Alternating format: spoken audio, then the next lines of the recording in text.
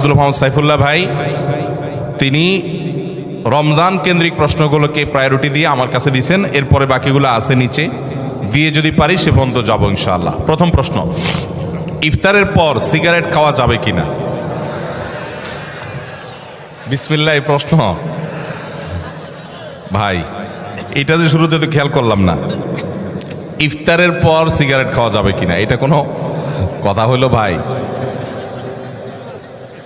ইফতারির পর আসলে হয়তোবা প্রশ্নটা এমন কোনো ভাই করছেন যিনি প্রশ্নটা লিখে পাঠিয়েছেন, হয়তো এই বেচারা সিগারেটের বদভ্যাস আছে, আবার লোকটা রোজাদারও, তো সারাদিন ধূমপান ছাড়া থাকতে থাকতে থাকতে থাকতে বেচারা অধৈর্য হয়ে ইফতারের পরপরই হয়তো বা সিগারেট দিয়ে ইফতার করে কিনা আল্লাহ জানে।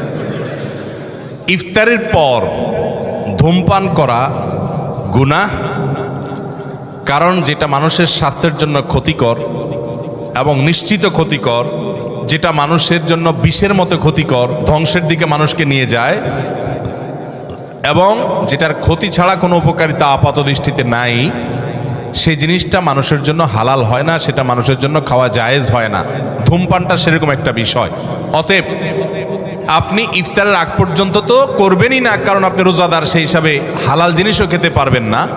কিন্তু ইফতারের পর যদি কেউ ঘুষ খায়, ইফতারের পর যদি কেউ কুকুরের গোশত শুকুরের গোশত খায়, সেটা যেরকম ইফতারের পরে খাইছে দেখে হালাল হবে না, ধূমপানটাও ইফতারের পরে করছে দেখে হালাল হবে